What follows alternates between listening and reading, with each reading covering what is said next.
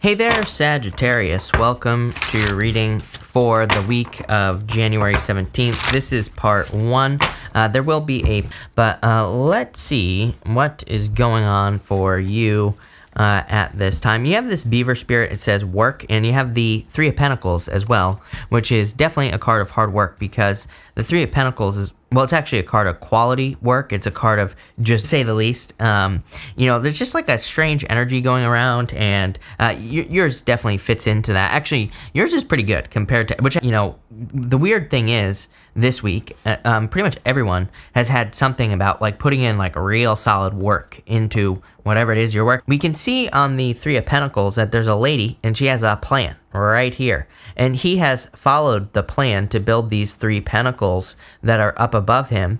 And so it's, you know, a card of quality work because he's done the job to a high degree of accuracy. He has completed them on this bench, and he needs to get off the bench to kind of like finish something up, to ground something in reality, that you could squeak out of something. You know, there's like a little bit more that you could get out of a project, a business, a relationship that you're working on. And so it kind of reminds me of like needing to go all the way. Like he's done a good job. Don't get an encouraging card. It kind of is encouraging you to just put in just that little bit extra, a little bit extra.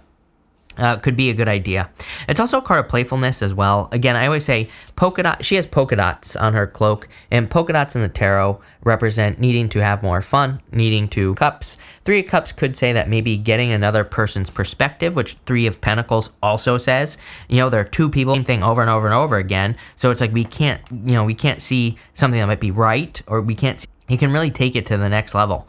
And I really feel that your reading is all about that. It's like saying you might have something good, like, again, cake on its own is delicious. Don't get me wrong. I actually don't like frosting, personally. I don't know about anybody else, but I would just eat the cake part, right? But victory with the Ace of Swords. So the Ace of Swords is a card of victory. It is and having a victory. So I do feel like there is going to be a victory for you at this time, Sagittarius. You have this Pallas Athena card. These are astrology cards, and this card says things is much better than having no plan at all. I would also keep your plans simple. If you stick to a plan, you will be rewarded, is what this reading is saying. You have the Eight of Cups, the Nine of Pentacles, and the Knight of Cups here. I definitely feel this is like a love offer coming in for you. You do have the Four of Cups right next to it. And so some of you might not be looking for love, or you might just not be sure. You could be a little bit guarded as well. You have this shield card at the top yourself from something that could actually be very good for you. I'm not saying don't protect yourself, but I am saying it might be time, if you want love, to be like let your guard down, to allow someone into your life, and or to at least try it, right? If you don't, then obviously then don't. But I do feel like there could be a solid opportunity coming in for you. Might also be part that it is about the accomplishing part with the Knight of Cups, but Knight of Cups definitely wants your imagination to run wild. The Four of Cups is all like the realistic, like, well, you know, he's like saying, well, this is what I have in front of me. It's just this. So there's no way I could ever have that. So Four of Cups really wants you to get out of your head. But we'll talk about that in a minute.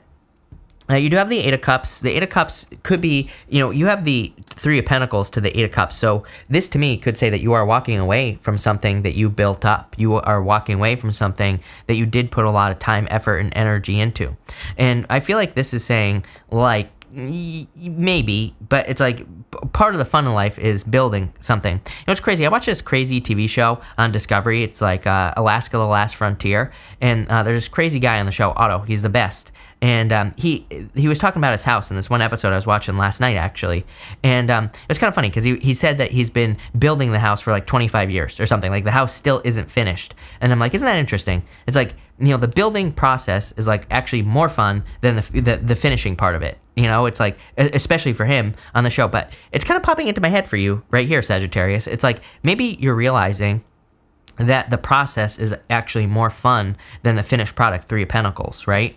And I kind of feel like you could be walking away from something that is complete. It could be a relationship. It could be a business, something you worked on. It could be a project, whatever. It doesn't matter.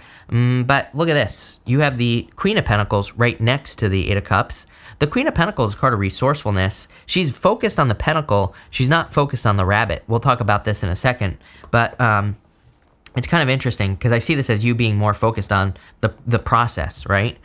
You have the Nine of Pentacles here as well, card of independence, but this is also a card of success, the Nine of Pentacles. She is like truly independent. She's also truly abundant. It's pre-Empress energy as well. So I feel like you're kind of becoming very resourceful, which is nice. Next, you have this Shield card. It says you need to defend yourself, and you have this Forest card as well. It says muddled, unclear thinking. So it's like, yeah, it's like I think there's a difference between having your guard up and being just overly defensive, right? It's like we need to understand kind of like the middle ground here.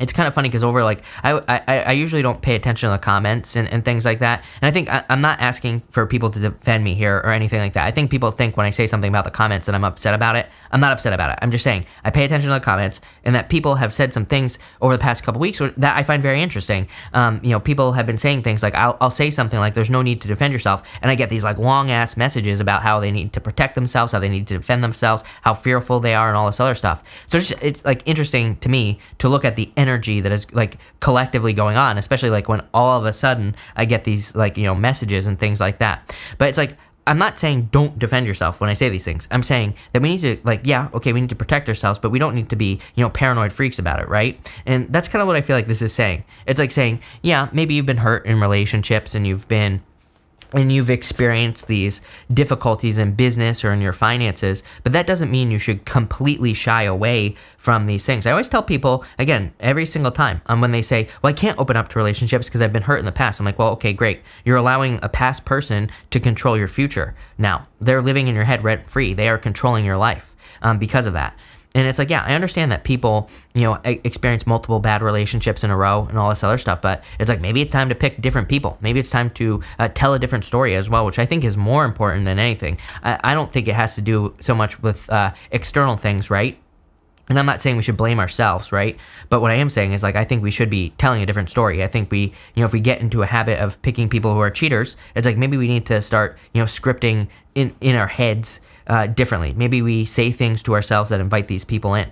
And I feel like this reading is kind of saying that. It's like time to start telling a different story. And you're like the second sign that has had a very similar message. You have the Queen of Pentacles, the Strength card, and the Four of Cups. Again, quite simply, the reason I'm saying this is her. She's very focused on the pentacle. She's focused on what she wants. She's not focused on the rabbit. You know, rabbits can represent fertility, abundance, good things. They can represent fleetness, like things happening very quickly. But they can also represent fears and anxiety. But she's only focused on the pentacle. So it's like she is focused on exactly what she wants. She's not focused on what she doesn't want. And, you know, I'm kind of getting that for you here in this reading.